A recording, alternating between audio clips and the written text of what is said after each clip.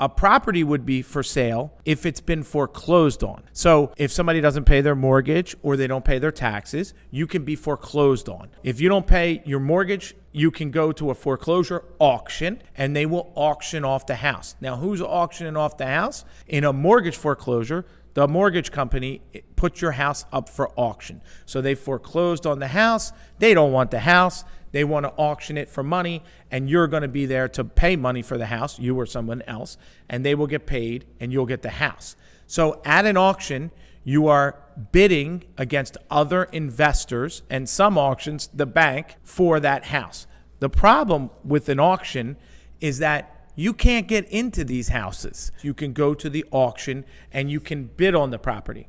But in the beginning of the process, between when somebody gets noticed that they're on foreclosure and before they get to the auction, you can actually deal with the seller and buy what we call a pre-foreclosure. If you want to buy foreclosures, you can't go to the bank and ask for a loan. You need cash. You need to have a line of credit or some way to access cash so that you can put down a deposit at an auction and you can close with cash. If you listen to the pre-foreclosure section, you could have already knocked up at the house, been in the house, peeked in the house, got an idea of what it is. Sometimes foreclosures are vacant.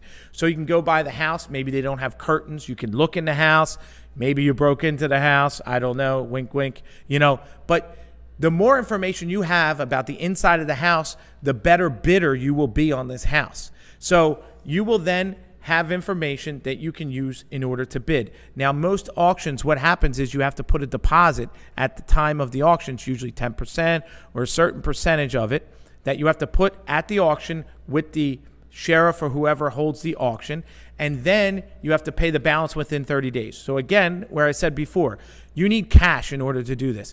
There are slight ways where you don't need cash, but you'd have to really be able to get that money from a private investor or someone else within 30 days. So while you're at this auction, you're going to be bidding against other people. Go to auctions before you're ready to buy. You will notice that there's the same 10, 20, 15 people that are at the auction, and they bid on a lot of properties. Those are people that are big-time foreclosure buyers at your local auction. At one time in Philadelphia, I was for 2 years the largest purchaser of tax sales and foreclosures. So what happens is the markets change, and at this time, I'm not buying foreclosures at the auction because there's a million people that want to buy them. And the more people that go in there, then you have more competition and the prices go up. So it's important to understand who is in the room with you. You want to know who those people are for a couple reasons. One, you're going to be bidding against them. Two, sometimes these big players will collude against you to make sure that you don't get a property. You really need to understand the dynamics of what is going on in the room. And then three, let's say you didn't get the house that you want. If you know the investor that bought the house, you can immediately go to them and say, hey, would you sell me that house? Because, hey, they might buy 20 or 30 houses. They don't care. It's not like they're moving into the house. They might sell you right there the house for a little bit more than they bought it for.